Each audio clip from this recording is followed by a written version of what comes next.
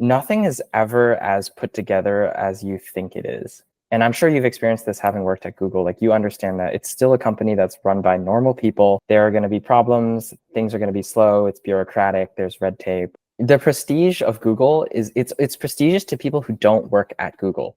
And it's a similar situation, like having worked in investment banking and, consulting in BCG, like, not to say like these firms are not doing great things and like there's not really intelligent people, there are, but it becomes far less intimidating. But when people said, oh, consultants, they do strategy, I was like, what does that even mean? And like, and I'm okay. So just to give you some context, like my personality is like ISTJ, which means that I don't know what all of them mean, but like one of them is like I'm very tactical and I like structure. And so like for me, the word strategy is like very ambiguous and it kind of makes me uncomfortable. It's like, what does it even mean to advise on strategy? Like, what are you actually doing as the consulting firm? And I didn't realize this until, I saw my brother working in consulting. And then now that I've actually done it, at the heart of it, it's like tactically, literally what you're doing is you're just like. Were your parents strict on you? They were, I would say they were, my dad was probably more strict, than my mom. The dynamic between my parents is like going through a little bit of a quarter life crisis at the moment, but I know for a fact that I really enjoy working with really smart people, solving interesting problems and building things, which is a recent development since I started my YouTube channel this past year. The experience with the YouTube channel has been really interesting. The story behind how I actually started it was... Want to get started? Yeah, let's do it. Okay, cool. So Matt, thanks for joining my channel. We had this catch up before, and it's really interesting that we're going to have this in-depth conversation about your career, your personal growth, as well as some philosophical questions. So why don't you give an introduction of yourself to my audience? Yeah, absolutely. First of all, thanks for having me on. Really excited about this conversation that we're going to have. My name's Matt. I am currently working as a management consultant at BCG based out of New York. I also run a smaller YouTube channel where I talk about career-related topics as well as consulting and also investment banking, because I spent a year working in banking as well. That's just a quick rundown. I'm more than happy to go in detail after that. How long have you been working in each experience, consulting and banking? So consulting, I've been working for almost 2 years, and banking, I was there for about 13, 14 months, so a little bit over a year. What made you switch the job? Yeah, so I think kind of going back, I in college was very much focused on investment banking because I enjoyed my finance classes. I was a finance major for context, and did a couple finance internships when I was a sophomore, and going into junior year, interned at an investment bank in New York. And so I had a pretty good idea that I liked finance. I was pretty good with numbers, and it was a pretty good jumping off point for my career. And so pretty much exclusively gunned for banking. And I didn't really consider consulting at that time, even though a lot of kids at my school went into consulting. Georgetown, for context, is where I graduated. It's a very big pre-professional school. There's a lot of people that go into law. There's a lot of people that go into public policy. There's a lot of people that go into finance and consulting. But I was definitely on the finance side. I quite frankly didn't think that I was the right fit personality-wise for consulting, because I felt like consulting was much more of an extrovert's world. Felt like you had to be very eloquent, very good at speaking and convincing clients. Whereas banking, yes, there's an element of sales to it and relationship building, but there's also a lot of numbers, and there's at least at the junior level. And so I got a lot of comfort in that. So yeah, I went into banking right out of college and spent about a year there. Had a pretty good experience in terms of learnings. I managed to close a deal in my first year, which was really cool, and got to work on a number of different pitches. And I was in their consumer team, so I was working exclusively on consumer and retail M&A transactions. And I would say about at the 1 year mark, I started thinking about next steps. And for a lot of people in banking, the next step tends to be private equity or hedge funds. And I knew that I wanted to continue working with different businesses, and I wanted to be in an environment that was going to push me. But I wasn't so thrilled with some aspects of the culture at least at the investment bank that I worked at. And so I was looking for something that would still challenge me and teach me a lot about business from a maybe different perspective, but still give me, people that were very ambitious and motivated to work for. And my older brother happened to work in consulting at the time, and he suggested that I consider it. And so that was kind of the first time that I actually seriously thought about it. Was he kind of a career mentor for you as well, or? Oh yeah. we can go way back. Like he was probably the reason that I went into banking too, because just I guess to go back, my brother is 2 years older than me. He went to a small school in the Northeast, and it was, it was like a good school, but it wasn't a school that, it wasn't like comparable to like a Harvard or like an Ivy League school. And so very early on, he found out about like investment banking through a mentor of his, but it was very difficult for him as an undergrad to get into finance. And, he tried really hard, but unfortunately wasn't able to land a role right out of college. And so when I went to college, he told me, hey, Matt, like you have to go to as good of a school as you can. And, you have to take advantage of all the resources that you have, because it's not easy to get into Wall Street. Speaking quite frankly, like I'll talk a little bit less formally now. Like your chances of getting into investment banking, if you don't go to what's known as a target school being like usually Ivy League's top 20 undergrad business programs, like it's very, very difficult to get in. And my brother was basically in the position of like knowing that he wanted to do something, but not being in the right place to do it. And so I sort of took a lot of his learnings and applied them to my situation, and was fortunately like able to be successful with getting into banking. And so he was a very big mentor, and he continues to be. Like we're very close. And he eventually still managed to get into finance through going into consulting and then switching over into private equity, which is where he is now. That's amazing. I just wanted to make a quick comment that I'm a single child. And whenever I met people with siblings, I always ask them how's their relationship with their brothers or sisters. And people always tell me like when they were younger, they fought a lot. But then when they became older and then got into the job market, they became really close allies, and they were mentors for each other. They really help each other. So that's something I've been quite jealous about. So when you were talking about you have this brother who was in consulting and then sharing advice with you about like what is a target school, what makes you stand out among the cohort, I guess all of these things I had to sort of learn from, hitting on the wall or making mistakes. And then gradually I realized these things. So definitely, that's awesome. Glad to hear your brother has been inspiration, and you've been doing great. Yeah, it's been really interesting. The last thing I'll say on that is like we've sort of helped each other. Like in the beginning, it was him helping me a lot, right? Because I was still in school, and he was like, teaching me how to network, like something as basic as like, oh, this is how you cold email someone, and then you have a phone call with them, and this is what you ask them, like basic things. He helped me get up to speed on, and also like how to network with bankers. And then eventually when I was in banking, he got into consulting, and he was trying to recruit for private equity. And a lot of the learnings that I had from banking, like how to do the financial modeling and understanding like the financial statements, things like that, actually helped him a lot when he was recruiting at his current employer, because I was able to, give him some insight into like how private equity firms think about like M&A transactions and like valuation and things like that. And so like that helped him.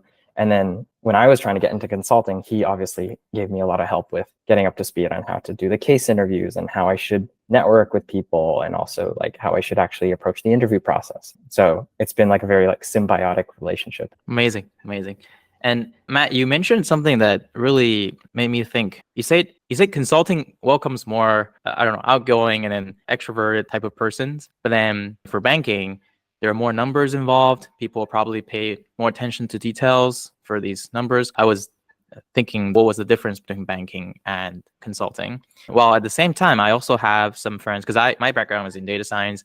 I have some friends who went to BCG Gamma or Quantum Black, and they seem to be, it really depends. Some of them are doing a lot of client-facing work. Some of them are building models and deploying some Python packages to their clients. Now that you have joined consulting, would you say your assumption of like, this personality being extroverted is absolutely necessary? Or do you think, how does your thoughts change over time, or maybe not change over time? Yeah, I would say that the stuff I told you earlier about consulting being or banking being more quantitative, like these were all perceptions that I had as a student, which now that I've done both jobs, I would say my perspectives have changed a little bit.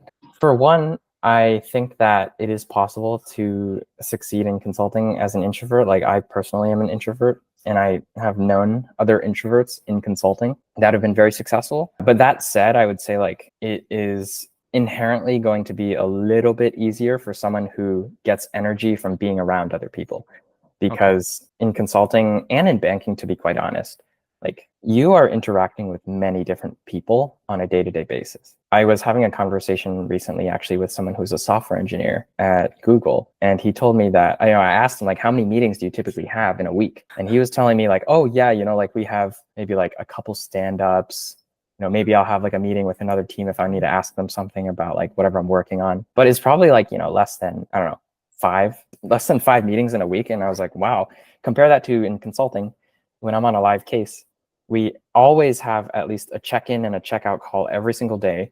So that's 2. It's kind of like a daily stand-up, but you have 2 of those. And then you're probably going to have at least 2 to 3 other calls in between that. So, if you do like the quick math, that's like 4 to 5 calls a day. You do that over the week, that's like 20 plus calls. The amount of time that you're just like on a call or speaking with someone is just a lot more. And so I personally have found it to be quite draining at times, especially the days where like I have to lead some of the calls. Now that said, like you can definitely still succeed. It's just you have to be ruthless about managing your time and protecting like your own energy in a way. Yeah, well, I feel like that's probably normal for engineers, because especially in a large tech company where meetings are mostly for tech people, meetings are usually for getting quick alignments on anything that was probably already launched, like they're demoing something, or they're just quickly checking up how were your tickets being done.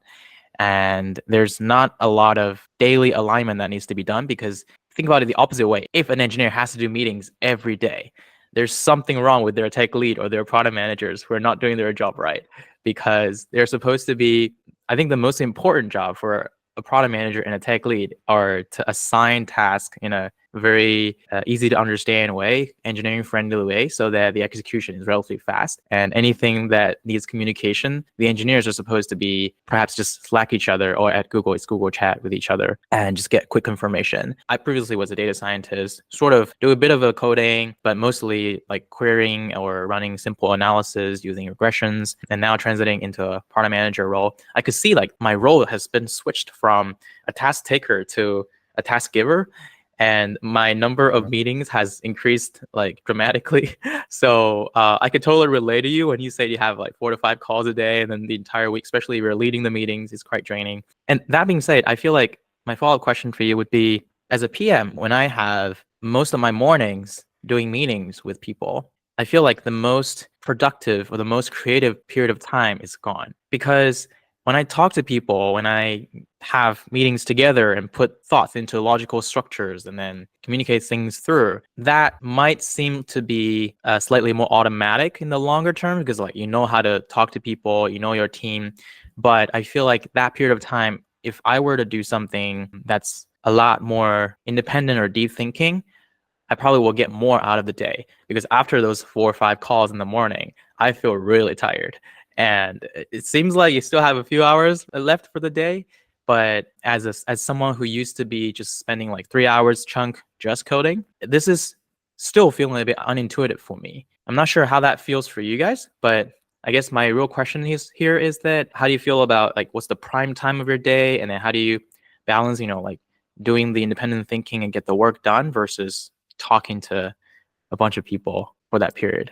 I think your question is like, how do I think about, managing the best times when like I can do really deep thinking and like the real work versus like the times that I'm, stuck in calls, for example. And the problem with something like a job like consulting or banking is like a lot of the times you don't have that much control over your schedule or when certain calls are going to land on your calendar.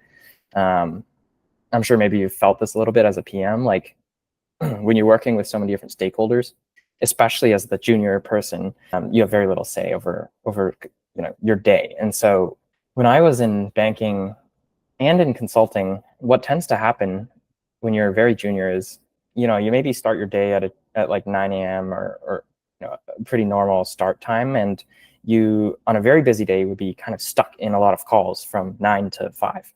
And maybe you have like some small blocks in between there, but they wouldn't be greater than like 2 hours. So you can do a little bit of heads down work, but you're also busy like responding to emails and other pings, other asks. And so it's not really until it hits like 6 p.m.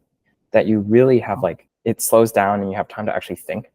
And so kind of sucks, but like a lot of times, like on a lot of projects that I've been on at BCG, it's like after 6 p.m. is when you actually like start to work. and you start to like create slides, and you take all the learnings that you've gotten from the day. Like maybe during the day you did a bunch of expert interviews and you learned a bunch of stuff, but you haven't yet like thought about what it all means and put it onto a page.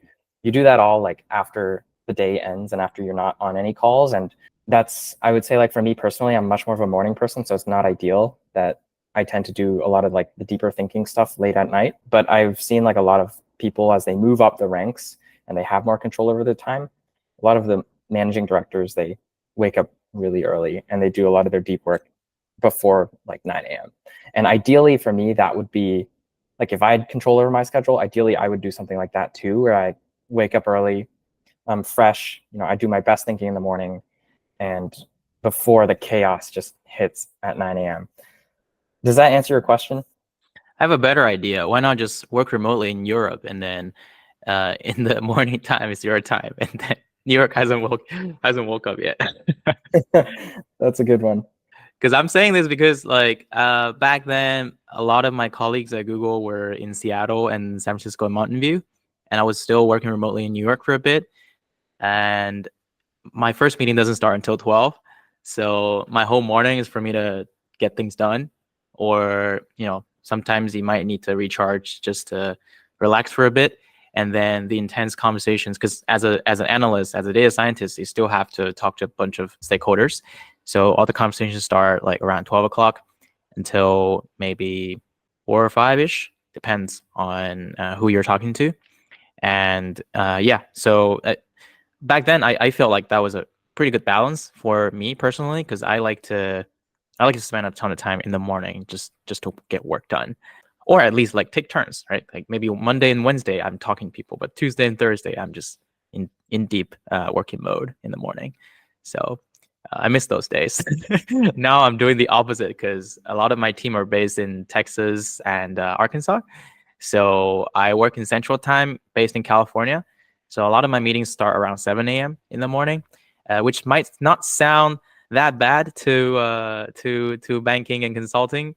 But think about your friend at Google. In tech, it's like crazy already.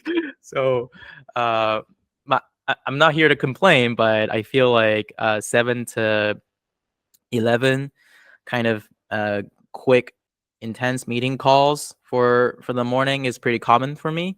And then after that, I need to start like really cram things together and write documents, follow up with our engineers to make sure things are going well. These actual work, in my opinion, are happening after that. So, but yeah, Matt, like I think we can switch a little bit to a different topic I wanted to touch on. So I was curious, is job hopping a common thing in consulting or banking? For banking, I guess probably yes, because I'm just using all of my unprofessional knowledge of the things that I watch on YouTube or people who I talk to. I feel like switching between banks are more common than jumping between consulting firms, because I do see some friends who stick to one consulting firm for a very long time. But I'm curious of your thoughts on this. Yeah, this is a really interesting topic, and I think you have the right idea. And in banking, I've definitely seen more job hopping in terms of like switching in between firms. I think part of it is banking just in general has a very high turnover rate as like an industry. Definitely, I would say like probably higher than consulting, even though consulting is also very high turnover. But banking especially, it's just there's a lot of attrition and very little loyalty to the bank. Like this is something that's what is attrition? Attrition as in like people leaving the firm. Oh, okay. Kind of like churn, customer churn in a way, except it's employees like churning out. And there's very little loyalty at banks. Like because it's a service-based business, or like very relationship-based, the managing directors at the firm are going to be like the most important to the firm, because their individual relationships with like the CFO of Google, for example, are going to bring in the deal when Google's looking to buy another business. And so if that MD leaves that bank, then that bank is no longer as profitable. Like they're not going to get the deal fees. They're not going to win that same size deal. And so what you see a lot, especially at the senior level, is like MDs will like jump around firms very easily. It's like very little loyalty. And then at the junior to mid levels, it's just very high attrition because it's a tough job. And I think in consulting, there's a little bit less of this kind of job hopping because I think there's a couple of reasons why. One is like there's not really an advantage to job hopping because they're not going to like up level you like in like in tech where like you jump from Google to I don't know Meta and then maybe you can get like an up level. I think that's my basic understanding, but correct me if I'm wrong. That like never happens in consulting. If you were a manager level at one firm, when you switch over to the next one, they're going to make you at least the same or lower. And the reason for this is there's really no reason for them to put you at a higher level. And also it's very relationship driven even within the firm. And so there are what are known as pyramids in BCG, which is just like different groups of consultants that all have relationships together. And like this MD always works with this principal who always likes to work with this set of managers. And then these managers like to work with these associates and consultants. Like it's called a pyramid because you have to build internal relationships as well within the firm. And so it's very hard for someone who's a lateral hire to come in at the middle level and somehow build relationships really quickly, because compare them to someone else who's already been at the firm for a long time, they'll have already built up that network and that track record. So it's harder to job hop. The only reasons I can see that people would want to switch firms is if they're like going up to a firm with maybe more resources. So for example, you go from like a boutique consulting firm to like a MBB consulting firm, but I honestly rarely see people switch between MBB firms, especially at the junior to mid-level, because there's really no reason to. We all have very similar services. We all have very similar amount of resources. Like sure, maybe McKinsey is bigger than Bain, but like it's very minute differences. And there's differences in like how strong you are in different industries, but at the end of the day, the job is very similar at every firm. So I think that's part of why you don't see as much job hopping. Makes sense. I have a quick follow-up. So I was thinking, for example, if you think about services or products that are being similar, it's less the case in tech in terms of the big names are usually doing different things. Like for example, Google's advantage is putting ads on search, any kind of search for information, search for YouTube videos, search for Google Maps, to enable their business to have this kind of monopoly type of revenue so that they can allocate some of the resources to innovations like self-driving car or AI. And later on, they faced the huge challenge from OpenAI and they're like, shoot, now we're all in AI. So they have this model that's like a monopoly of getting ads revenue and then making sure that they're staying at the forefront of every bit of the advanced technology. And then if any of the bet actually stood out, they always have the sword ready to make it even bigger sword. That's Google's strategy. For Facebook or Meta now, in the early days, I guess, like if people are jumping from Google to Facebook or the other way around, they're going to do very different things because social media is kind of a different type of logic. You are constantly thinking about user engagement. You're constantly thinking about what works best for, connections, what works best for, early days, like Facebook has, and even now they have some dating features there. And how can they either acquire or kill the next possible Facebook, like the examples of Instagram and WhatsApp. So you're exposed to different contexts, but even though eventually the monetization on Facebook is still ads. So I guess for ads people, maybe they're hopping around. I'm not sure. They're doing similar things. But for product people or tech people, they're probably just building a very different type of product. So I guess people might be jumping around looking for new skills or something more exciting. But when you say that for MBB, there's really not a lot of reason to hop around, I think that makes so much sense, because if the goal for being an MD or principal is to serve the clients well, and then if you have a specialization in, say, retail, supply chain, doesn't matter which firm you're in. Perhaps, I don't know, I feel like maybe that your boss's boss connection is the most important thing, because they keep you in the top of the field to work with the best clients, and you learn the best skills already. Instead, if someone who's been stuck in, I don't know, cloud for a long time, they're like, oh shoot, I really don't like working in cloud. I want to try social media. I want to be a superstar on Instagram, and I want to understand their reels, feeds, algorithms, then they should switch to Instagram. Yeah, I might be rambling a little bit, but you just triggered me to think about why are people switching things quite often. And I guess like another interesting point would be people, you tend to see people jumping from large tech to smaller Mm. startups, whereas you were saying like in consulting, people jump from boutique consulting to MBB and then they stay in it.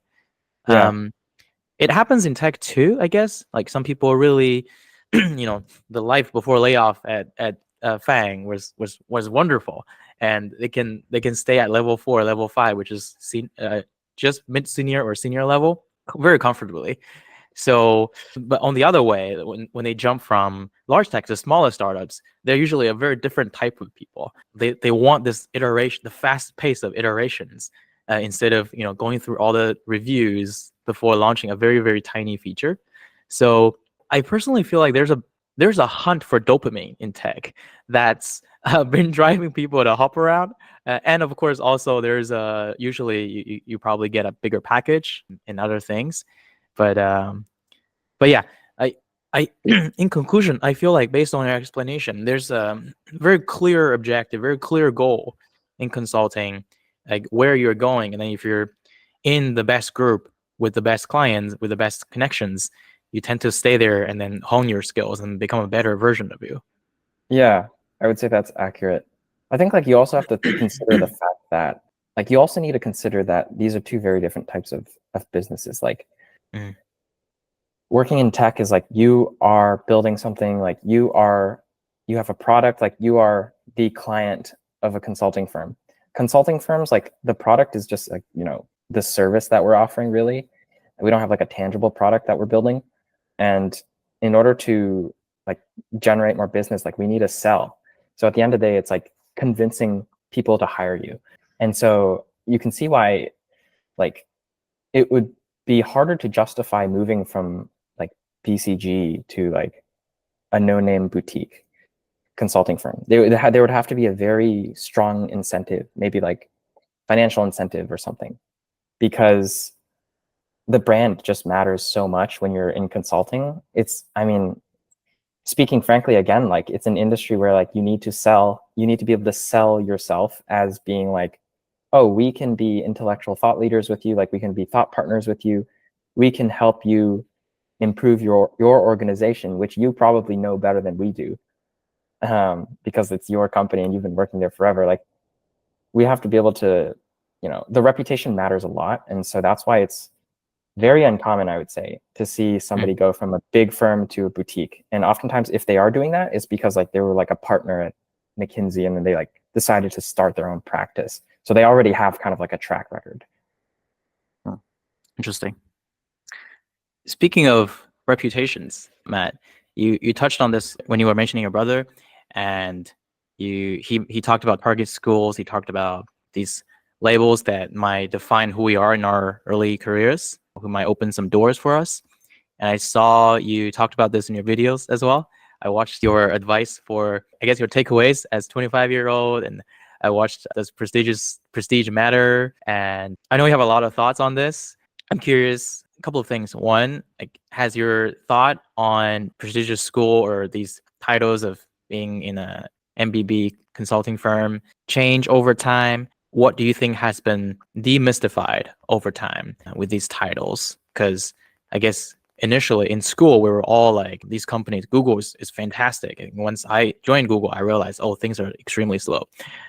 These things start to get demystified, but then these titles still work very well, because if you're a startup founder, you go pitch to VCs, you go talk to potential co-founders, you tell them you worked at Google, people will be, oh, cool, which group, which product did you work on? And then they want to dig deeper into this. And like it's not as sexy as it sounds, like the day-to-day job. I wonder if you have similar thinking in consulting or banking as well, in terms of either schools or the names of the companies. Yeah. Oh boy, do I have a lot to say.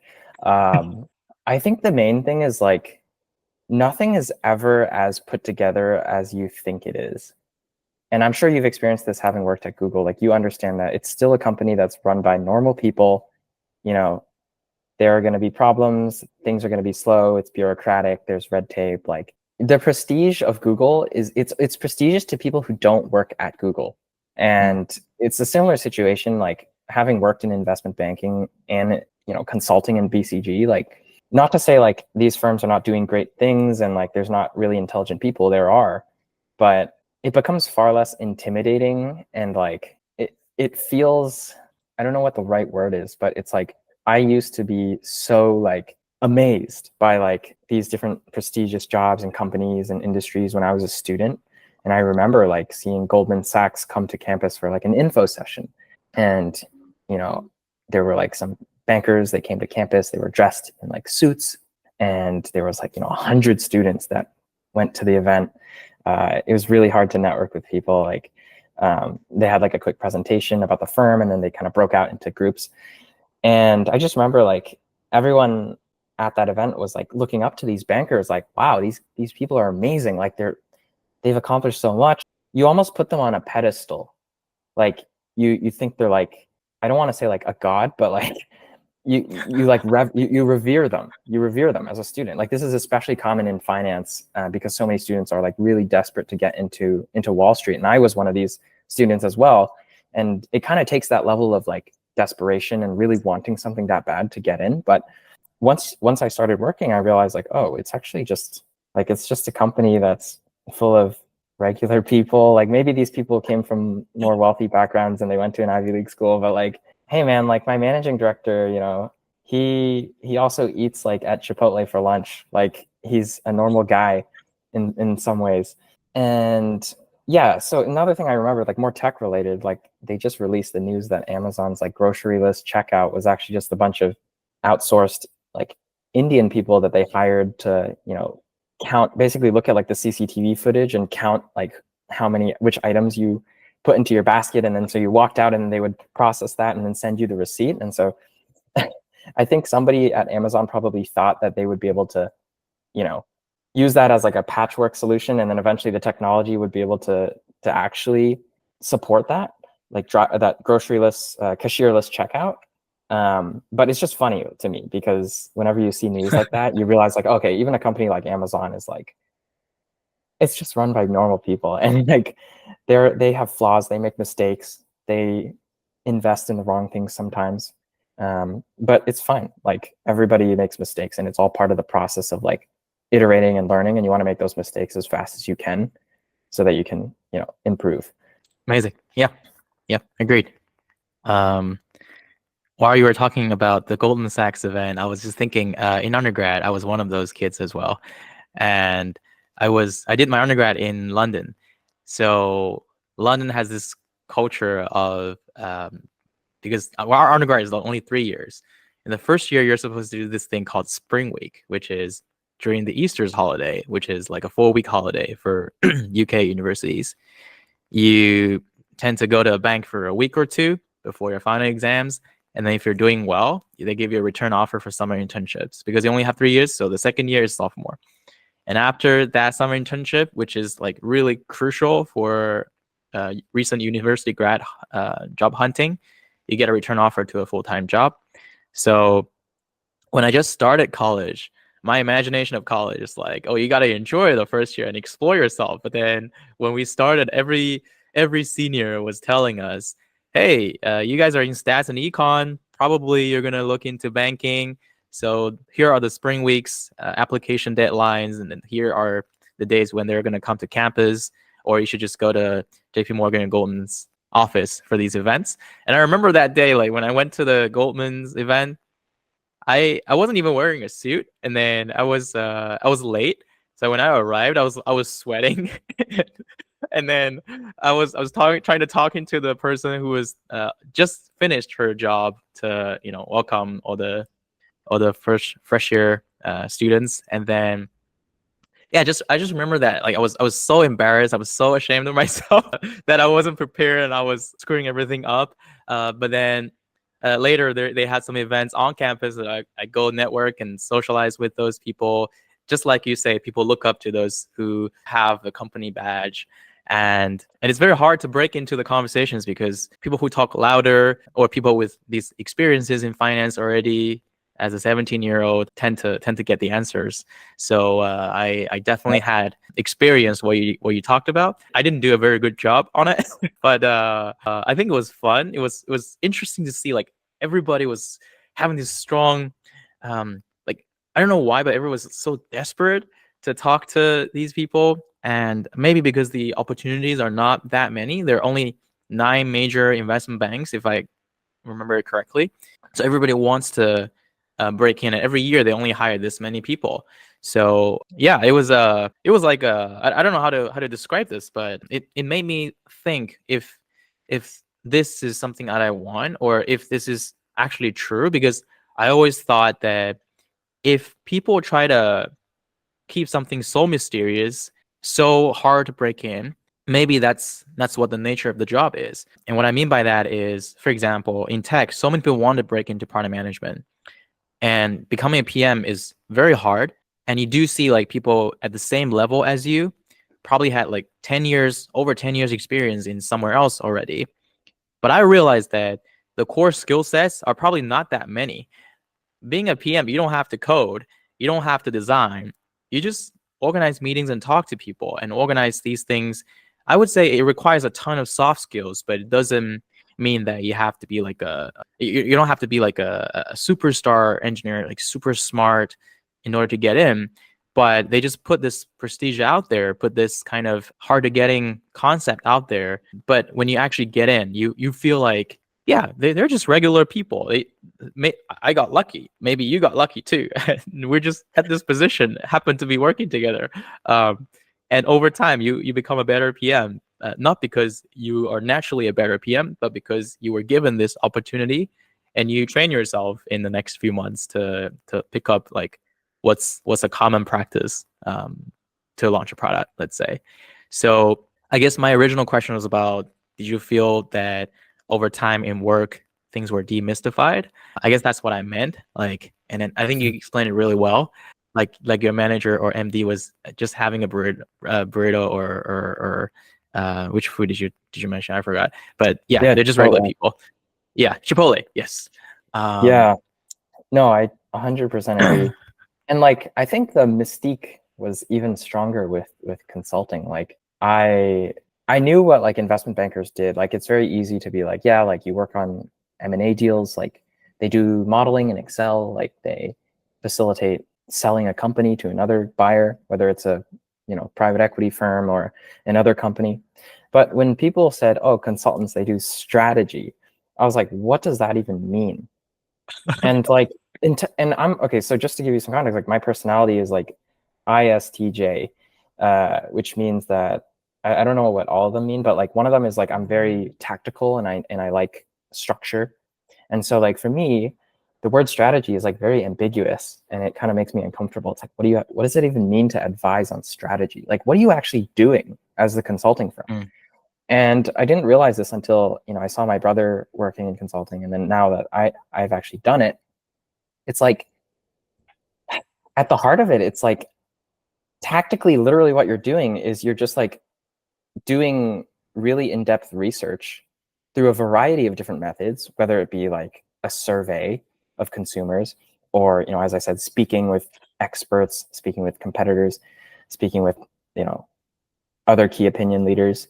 You're maybe putting together some sort of analyses using data that's available, and you're doing like basically research to try to come to some sort of conclusion about a hypothesis that you believe is true. And along that way, the hypothesis might be proven false if you find something out that contradicts it, but that still gets you one step closer to the goal, because checking off one hypothesis as wrong is already getting you one step closer. But advising on strategy is like you take all of those findings and then you synthesize them, which is just like bringing it up one level and thinking about, what does this actually mean? Like, if you see like user engagement is trending downward over the past 5 years, like what does that actually mean? So like synthesizing it would be like taking this with like a couple other pieces of data you learned and like trying to create some sort of conclusion from that. And then taking that conclusion and being like, okay, what does this mean for the actual company? Like, should they do anything? Sometimes the answer is no, you don't want to do anything. Maybe you just stick it out. Or if you do need to do something, what's the best way to do it, and then there's the question of like, can you actually execute on it? But yeah, I don't want to go down that rabbit hole too much unless you're interested in it. But that's sort of, it's been demystified to me. Like consultants, they're on calls all day, they're launching surveys, they're analyzing different data sets. Like that's basically the life of a junior consultant. The senior consultant, it's more about like the thinking, but the junior person is very much like execution still. If I were to ask you to summarize the core of consulting in a few sentences, what do you think is a good consultant? And what do you think are the best practices or at the core of their mind for being a good consultant? Yeah. So I'll answer the core of consulting first, and then I'll talk about Okay. what makes a good consultant.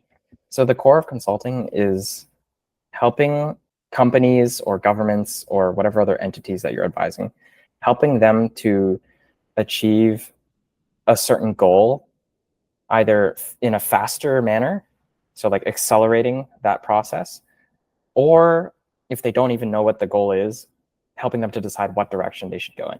So like more what you would think of when you think about traditional strategy. The first thing that I mentioned, which is speeding it up, is like, if you think about Google, right? Google is such a big company. And even though Google has plenty of really capable employees, it can be very difficult sometimes to even get like enough stakeholder alignment to, achieve a certain outcome. And consultants can sometimes accelerate that outcome by coming in and, making some sort of recommendation, or like helping with the storylining or the framing of the initiative to just improve or speed up that process rather. And so that's why you see a lot of companies just hire consultants as like almost contractors.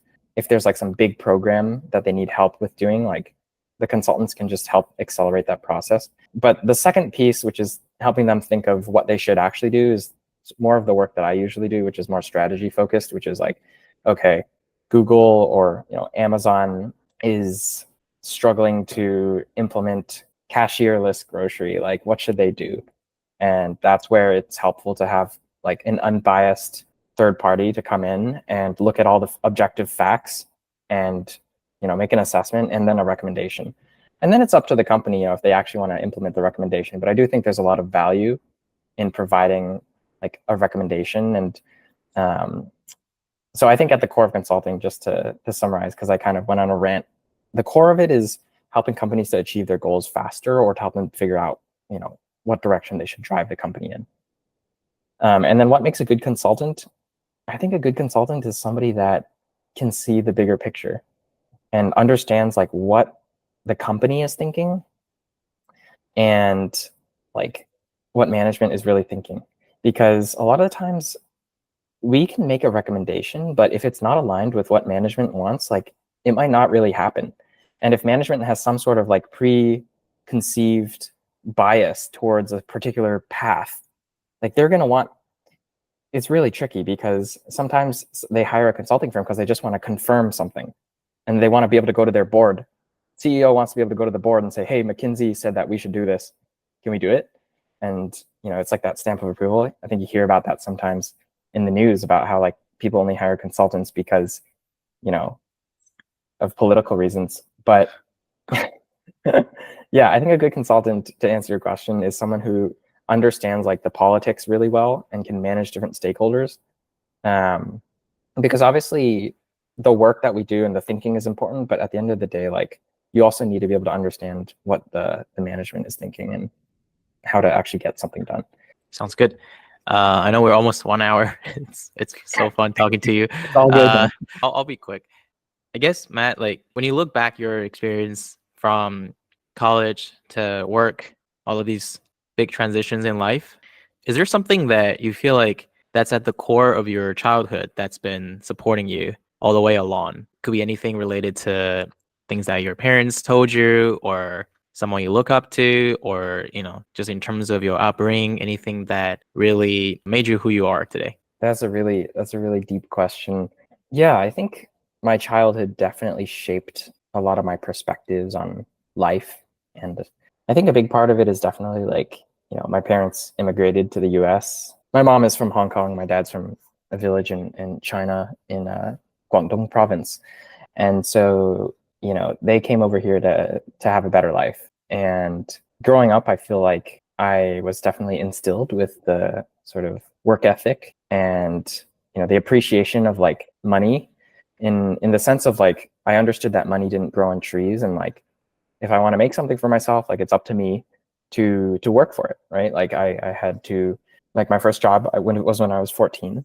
I worked as a tutor at a Kumon Math and Reading Center, and then when I turned 16, I worked at a fast food restaurant, so I have some experience working in like, a customer service role, which taught me a lot about not only dealing with people but also just like, the value of hard work.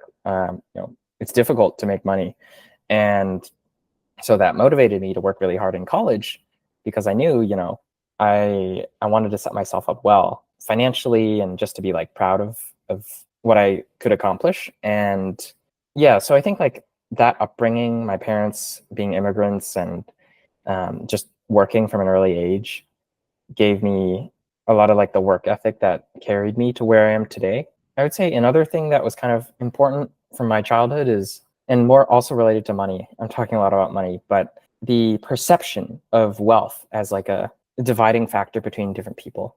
When I was in up until high school, I never really felt like there were that many differences between my peers and I. But when I went to college, and especially at Georgetown, like you're at school with a bunch of people that come from different backgrounds. Some of them went to boarding school, like private boarding school, or they come from a lot of wealth basically. And I really felt that, and I had a little bit of a chip on my shoulder when I was a student, and so I think that also kind of drove me to work really hard to make something for myself. Awesome. Interesting. Were your parents strict on you?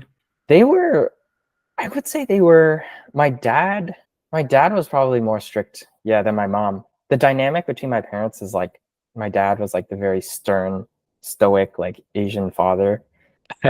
Very like, like you have to be a good son and like be responsible, and like he's very like he's a very family oriented guy too, which is like a good thing, I think. Like he goes to see his parents every weekend. They live outside of Boston, which is where we're from. And so like he was very dedicated, and like growing up, I did a lot of extracurriculars. I played the violin since the age of 4.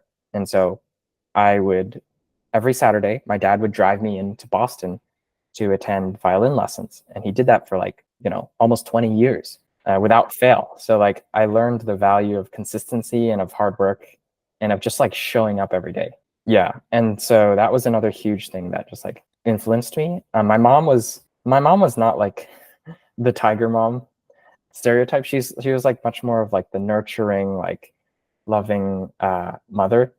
And so I think growing up, I had a good combination of like being pushed by my dad to like work hard and everything, but then also like it was a little bit more well-rounded by my mom being a little bit more like, oh, it's okay to fail. Like your identity is not like what you've accomplished. Your grades do not reflect like who you are as a person, that kind of thing. That's a really good balance. Yeah. It's I got awesome. lucky. Thanks for sharing. How about you though? I'm curious.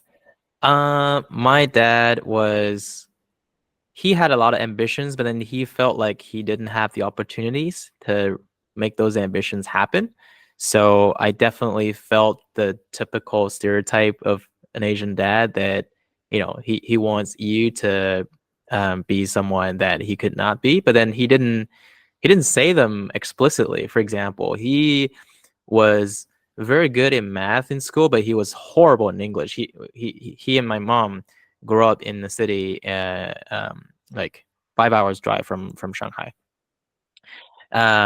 So he really like, sometimes when he feel like there's something lacking in me, he would um he would try to promote it first, and then he realized it doesn't work, and then he uses force. He was expecting me to learn English, and then he realized that I don't remember a lot of the vocabulary. I'm just having fun, and then he spent some weekends consistently trying to go through like some vocabulary cards with me. He want me to be able to speak English, and then turns out that he was sacrificing a ton of his own time as well. He was very family oriented. He wanted to create a very stable environment for me so that I could go explore. When I told my dad that I might quit my job and start my own company, he was thinking of quitting his job too, but for him, he worked there for, I don't know, 30 years or something. And a week or two later, he came back and talked to me. He said, "No, I won't quit anymore because I want you to feel absolutely having a backup plan B." And I was like, I have two thoughts. One, I feel like you don't have to do this for me. You should be happy for yourself. And he's like a 5-year time period away from retirement, and he wasn't very happy at this moment. But also, he realized that if he just stick to this job, he could continue to get some payment, and then it doesn't disrupt his retirement plan or whatever. And yeah, he just made the decision really fast whenever there's something related to me. So I think he shaped me to be someone um, who is free to try new things and take on adventures. He made me someone who is a little bit too harsh on myself, and need to learn how to chill and relax, and just let the steam out. And he also made me realize that it's okay to stick something for a long time and then take responsibility. And it's not uncool. It's actually super cool if you do it for a long term. And yeah. And my mom is kind of also the type of person who's she wouldn't disagree with my dad in front of me, but then when my dad is not home, we were like allies. We went outside and eat some street food together, have some fun, eat some unhealthy snacks together, and then we don't tell our dad. It's an interesting dynamic because my mom loved eating those street food with like deep fried stuff with oil, lots of oil, and my dad's like, "This is unhealthy shit. Don't eat it." So the two of us just secretly go outside whenever my dad is out there like drinking with his friends or colleagues. But yeah, it's an interesting childhood. I had a lot of conflict with them before, but recently just gets better and better. Because I guess a few things. One is financial independence. I don't really take money from them anymore, and I told them I won't take a penny from you in the future either. So don't worry. I won't be that type of person who would, I don't know, go bankrupt and then use up their parents' money, because they already sacrificed a ton for my education.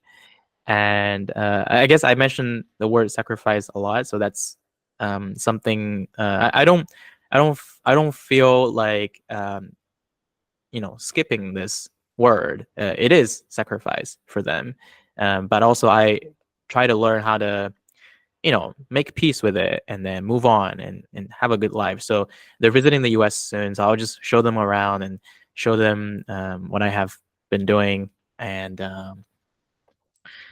yeah, Nice. that's me. Yeah, that's awesome, man.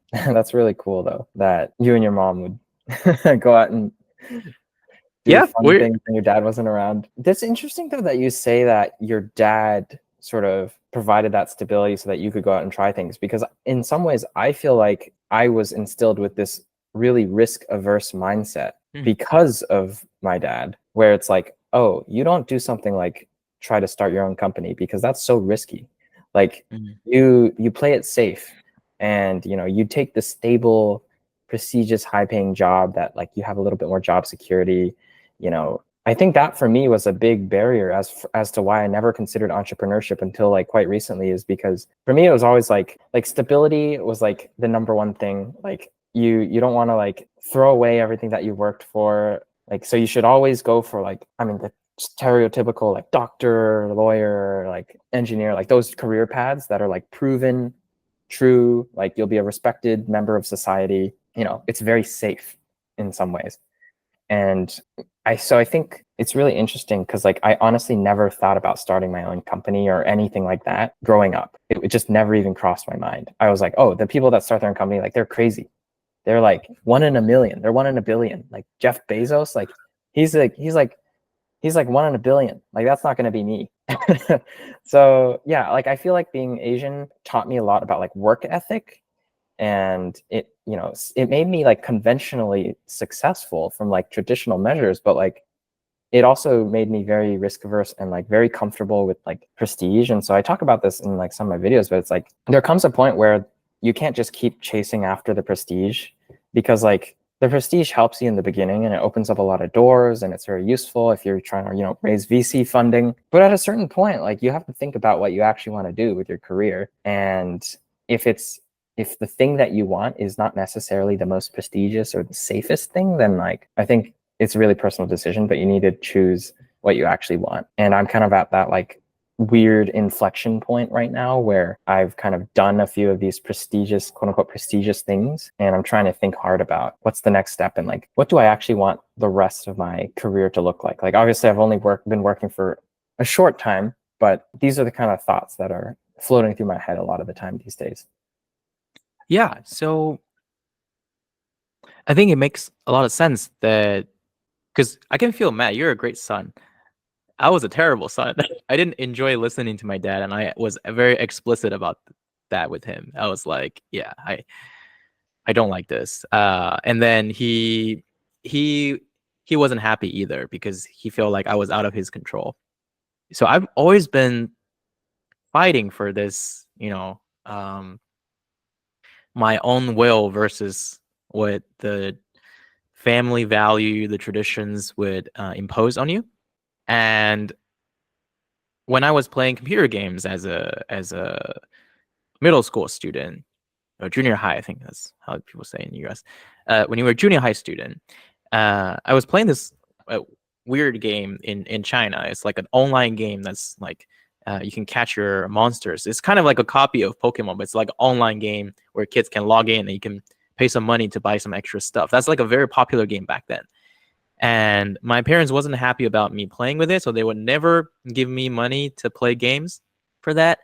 So I sort of was browsing around some blogs talking about this game, and then I just started my page there, and I say that I'm hiring someone to team up with me to take clients' deals, whatever, so that we can help other kids train their monsters to get stronger, and then we get some commission fee, right? So I started this. I don't know. I don't know if you call it a consulting firm or I don't know. It's like is it a startup? I don't know. Whatever that is. I had like 5 or 6 kids, maybe my age or maybe older than me back then, all across China, like everywhere, and they probably wasn't studying very hard. They just online with me all the time when I message them, and then I'm like the middleman who's constantly getting messages from other random kids who have some extra money, and then they want to somebody else to take care of their account. And I was financially sufficient myself to play that game by making some like I think I took like 30% out of the money, and then the rest of them I just give to whoever was doing the actual job. Until at some point, the business was going well, and then it was all out of my parents' like knowledge. They didn't even know this until later. They knew this. They felt like I was doing the wrong thing, and then they shut my company down by disconnecting my internet. So that was my first startup experience. But you could see like yes, my dad was injecting these thoughts of being like, follow whatever that's the right thing to do and do it for long term. And I just did not listen. And I was doing my own thing. And if something's blocking me for doing my own thing, I just figure out a way to go around it. Legally, of course. So yeah, I think because of that, maybe my dad maybe he knew it from the very beginning, and then he just didn't say anything until he realized that my grades were not doing well, and then they disconnect my internet. That could be the possible reason. But eventually, I'm this person who, whenever there's an authority trying to tell me what to do, I always think about, oh, is that the real right thing to do? And then can I do it in a better way, or can I do it myself? So I guess I went like a very unconventional way, like growing up in a typical Asian family, and I just didn't. I didn't grow into the way they want, but then I also sort of followed what they wanted me to do, but then I kept like the true self of me untouched by them somehow. I feel lucky now, but I could see like my parents were not happy for a long time. And that was just one example, right? Like, there are many other things that happen.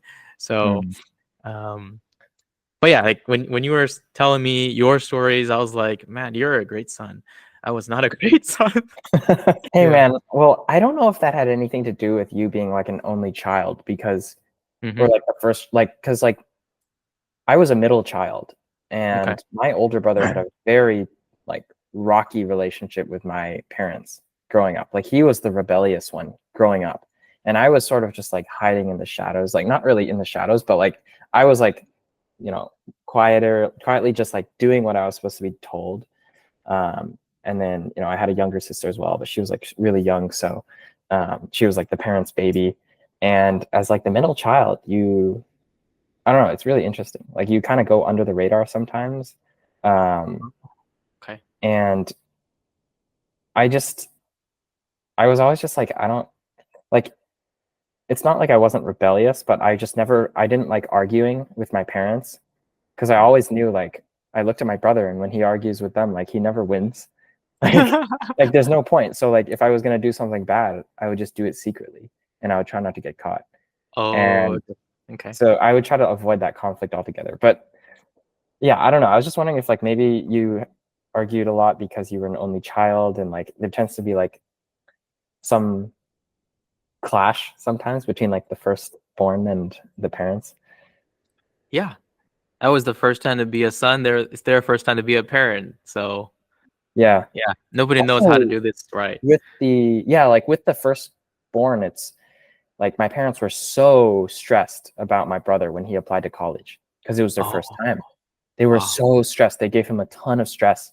And, you know, my dad was like, really upset when like he wasn't getting the SAT score that he was supposed to be getting. And like, but then when it got to me, they were a little bit less stressed. And then when they got to my sister, they like barely stepped in. And ironically, like my sister ended up going to like an Ivy League school and with like the Nice. least amount of like parenting. So I don't know what that says about whether you should be hands-on or hands-off with the parenting style, but Hmm. Well, I think probably examples matter, right? Because you and your brother were good examples for her, and then it was showing her some like path, possible path in front of her. And for your older brother, there was no path shown to your parents and him. So probably people freak out because of that, right? Like when we know there's a way or channel to leading us to somewhere, then we probably we'll probably see like the pros and cons of it already, and then we tend to be less extreme about it. I'm not sure if that makes sense, but then I guess yeah. my guess would be like that. Yeah, no, I definitely think that it helped that my younger sister, saw what me and my brother went through already. Mm. There was like a path. And it's even manifested in the way that she picked her college major. Like originally, she was going to do business or something related to business because my brother and I were doing business, but then she saw how much like she saw how much I was working and how like unhappy I was at times. And she totally switched and now she's going to be a software engineer. So she Oh, totally, initially she was going to do something related to like finance or consulting. And then she totally went 180 and was like, I don't want any part of this. Like, I'm going to do CS and I'm going to go into tech. So, you know, yeah, it's just really interesting. Like you learn a lot from your older siblings, from their mistakes. And yeah. totally. Yeah. All right. This is a great conversation. Last topic, man. I don't want to drag you here for 2-3 hours. I know you have other things to do. You're also running a YouTube channel. Share a bit of your how you get started from there and how's being an influencer.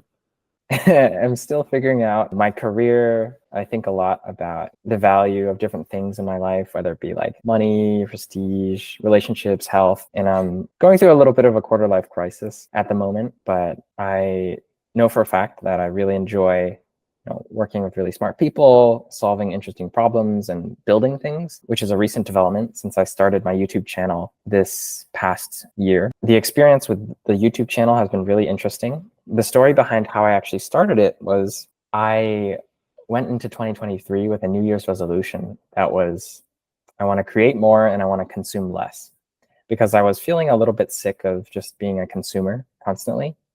It's so easy to consume nowadays. We have, Instagram, social media, YouTube, like there's just like an abundance of things just that you can consume. And I felt a little bit like unfulfilled almost from that.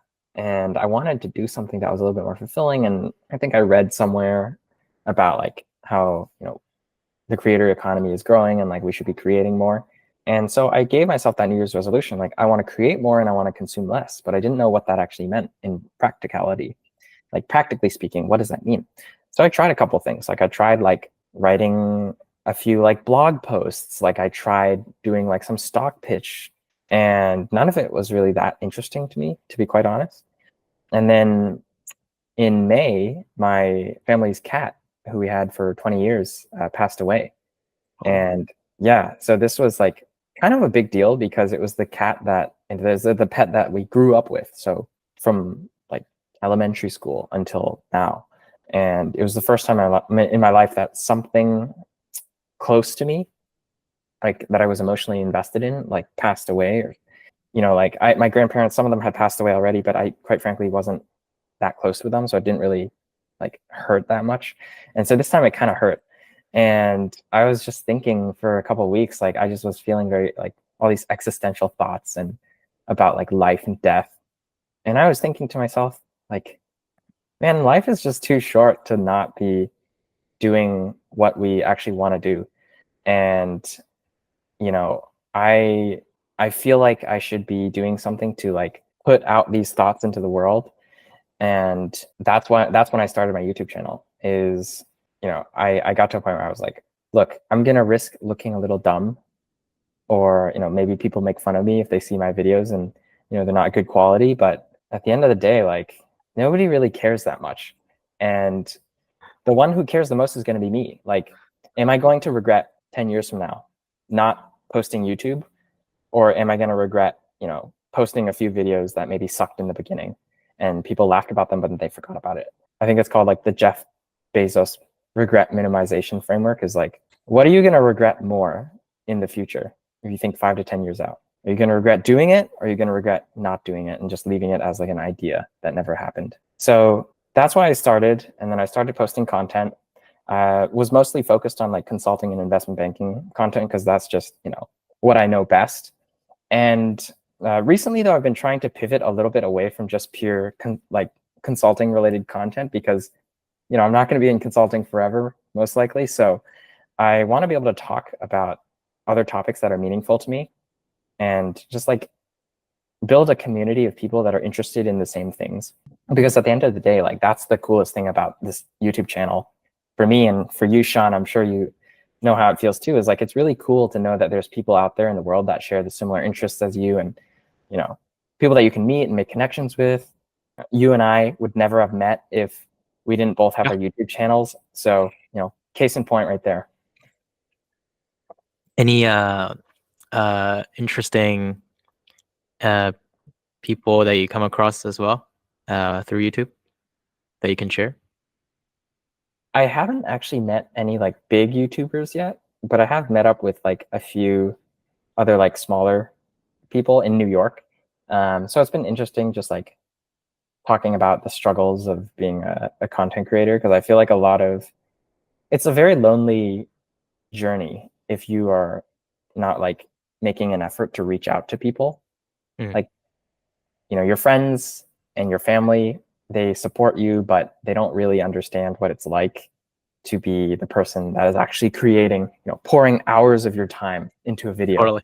And then, you post it on YouTube and, it doesn't get as many views as you want. And then you feel really bad. Like the emotional roller coaster of being a content creator, it's something that like you don't really fully understand until you become one.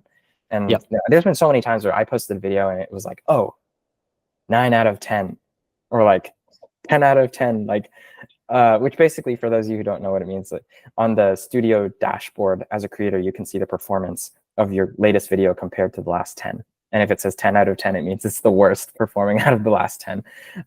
So it feels bad sometimes when you see that. But I think part of what I'm learning to do is like divorcing my self-worth from like how, my video performs, because it's just not a healthy thing to do, to like tie your ego too closely to the performance of your channel. I liked how you said, like, for those of you who don't know, yeah, I understand exactly what you mean by that. The stress with the ranking, and then they tell you, oh, in the first 30 minutes, your video ranked this high. For the first 2 days after launching, it's ranking this high. So yeah, like it could be very, very exciting, or it could be disappointing. Either way, after you launch a video for some time, and you could see like people probably like something that you didn't even spend a lot of effort on, but for those that you truly cared about, nobody was showing similar passion for it. So but I think over time we will accumulate a bunch of people who are more similar to us, or at least have share similar interests or hobbies with us. And I guess one quick fun fact that I could share would be, I was making some AI related videos, and then I met this American professor who currently works at University of Tokyo, and he's been living in Japan for I think maybe a decade or two, and he was sharing his thoughts on ChatGPT as well last year, and we just started to talk to each other, and I even showed him my previous startup product and see if he might have some students who want to try it. I previously was building an education tool with a friend. He actually became one of our first users to test things out, and later I went to Tokyo. We actually met up and talked to each other. He shared a lot of interesting things he had as an American living in Japan, and how like even today people still try to talk to him in English even if he speaks fluent Japanese. Like this kind of interesting meetups is something that I feel very, I feel the strongest reward ever, like compared to, I don't know, if the channel is giving me $5 for the video. So yeah, I'm very excited for being a YouTuber and meeting interesting people. And then one day suddenly, I think, Matt, you reached out, and then I was like, shoot, I've been watching your videos and let's talk. So uh yeah, it's fun. It's really fun.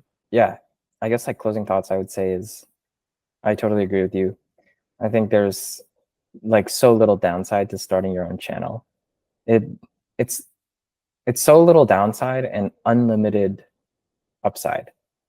Like that's how I viewed it. It's one of those rare things that you can do that has like asymmetric like risk to reward ratio, where the worst case scenario is nobody looks at my videos, or maybe somebody like laughs at it and then they forget about it. But the upside is unlimited. Like the connections that you make, obviously, like the potential to like build that community, the business opportunities, like you never know what can happen. So that's for me a big reason why like as long as I'm able, like I will not stop posting videos. Awesome. Keep going. Looking forward to Thanks, your man. future uploads. But yeah, Matt, like I think these wrap up most of my questions. This has been really great, in-depth conversation. Yeah, I guess closing thoughts. You're awesome. Thanks, man. Likewise. Yeah, I will try to edit this as soon as I can. This is probably my longest video. I'll probably cut in the 2 or 3 videos. But yeah, we can do it another way, another round. Sounds good. Opposite way, but I'm flexible. Let me know anytime that works for you. Awesome, man. Cool. Yeah, this was really fun. Thanks for coming up. Yeah, of course. This is my first time doing this, so same. I know I prepared a bunch of questions for you. Yeah, because dude, I was impressed. You took the time to like come up with this really impressive list of questions. 30% from ChatGPT, 70% was me. just to be Oh, okay. clear. I was like, dang, this guy must be a pro with interviewing people. Like he knows, he's got the structure, he's got like the questions. Like, I was saying that because there was one time I was talking to my manager, and then I said that I used a lot of ChatGPT to structure my PRD, my documents, and then she was a bit disappointed. She was like, "Sean, you're supposed to think about yourself." And then every time, like when I rebuild my product documents, she sometimes make fun of me and ask me the same questions. And when I say I wrote that, she's like, "I'm really proud of you, Sean." Yeah. Actually, I might go to New York in actually I will go to New York in May, showing my parents around. oh, Not sure nice. if you'll be there, but can Yeah, grab coffee real quick, and then I'll totally. just showing them around New York. Yeah, yeah. When you, yeah. Let me know like which dates you'll be in New York when you know. And then I think May 2nd until 6th. okay, Wait, let me perfect. check. Yeah, probably 2nd until 6th, and we haven't really planned any schedule for the trip yet. I'll let you know. Okay, Uh, yeah. where do you? Oh, by the way, I can stop recording this. Oh, sure. You don't have to Let's see, share the May stuff 2nd. anymore. Oh yeah, May 2nd.